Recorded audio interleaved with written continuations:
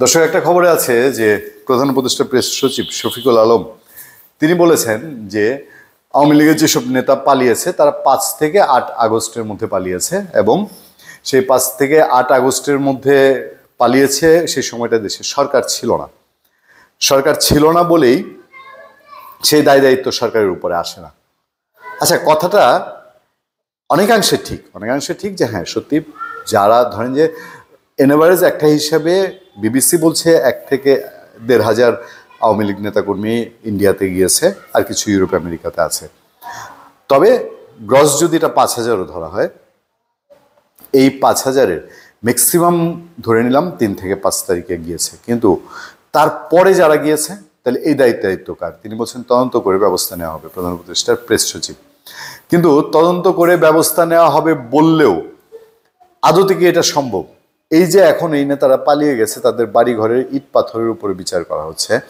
এই ইট পাথরের বিচারটা শুধুমাত্র কি একটা ভয় দেখানো যারা ওই আওয়ামী লীগের প্রতিপক্ষ?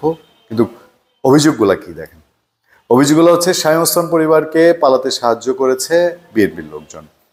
ইভেন ওবায়দুল কাদের, আওয়ামী লীগের সাধারণ সম্পাদক, তিনিও অনেক পরে দেশ থেকে গিয়েছেন বলে কথা রয়েছে, এবং সেইটায় যশোরের যুবদল ছাত্রদলের লোকজনের উপরে অভিযোগ মোটা অঙ্কের টাকার বিনিময়ে তাকে যশোর থেকে ইন্ডিয়ায় পার করে দেওয়া হয়েছে। ওই সময় সরকার ছিল কি ছিল না? সরকার ছিল। তারপর আপনার বিবিসির যে রিপোর্টে আমি রেফারেন্স দিচ্ছি, সেই রিপোর্টে বলা হয়েছে যেমন পঙ্কজ দেবনাথ, সাবেক ছাত্রলীগ নেতা, আওয়ামী লীগ নেতা, তিনি নিজে বলেছেন তিনি অক্টোবরে গিয়েছেন।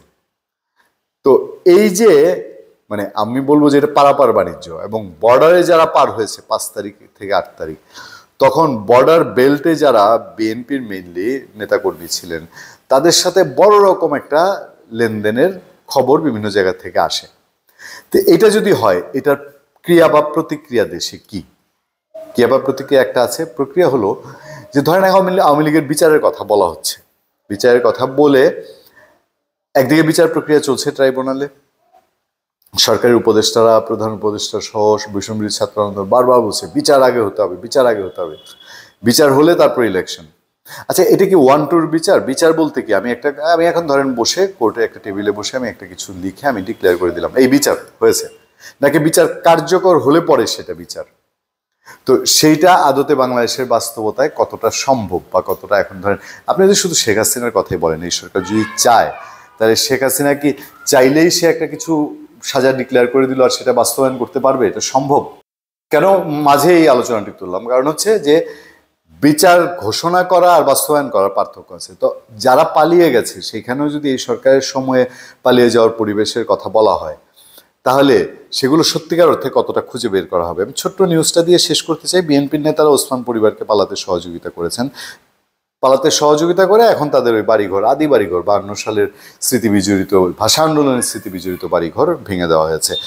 বিএনপি নেতারা তকির হত্যাকারী ওসমান পরিবারকে দেশ ছেড়ে পালাতে সহযোগিতা করেছেন বলে মন্তব্য করেছেন সাংস্কৃতিক ব্যক্তিত্ব রফিউল রাব্বি মানে তকির বাবা। তিনি বলেন, তকির হত্যাকারী ওসমান পরিবার দেশ ছেড়ে পালিয়ে গেছে। সংবাদপত্রে দেখলাম বিএনপি কে তাদের সীমানা পার করে বিদেশে পাঠিয়ে দিয়েছেন। বিএনপিকে প্রশ্ন করতে চাই, আপনারা মুখে একটা আর কাজে আরেকটা, এ দিয়ে জনগণের কি উপকার করবেন? আপনাদের দলে ফেসিবাদ মাফিয়াদের সহযোগীদের বিরুদ্ধে ব্যবস্থা গ্রহণ করেন, আমরা দৃশ্যমান ব্যবস্থা দেখতে চাই। বিএনপি বলছে তাদের দলে ডেভিল নাই। তো সেই ক্ষেত্রে এই প্রশ্নটা খুব স্বাভাবিক না, যে যাকে চোরকে আপনি পালায় যেতে দিলেন, তারপরে থানায় গিয়ে চুরির মামলা করলেন, লাভটা কি হলো? ধন্যবাদ সবাইকে, ভালো থাকবেন, সুস্থ থাকবেন। আপনাদের সাথে আমি আতিক রহমান, পূর্ণিয়া।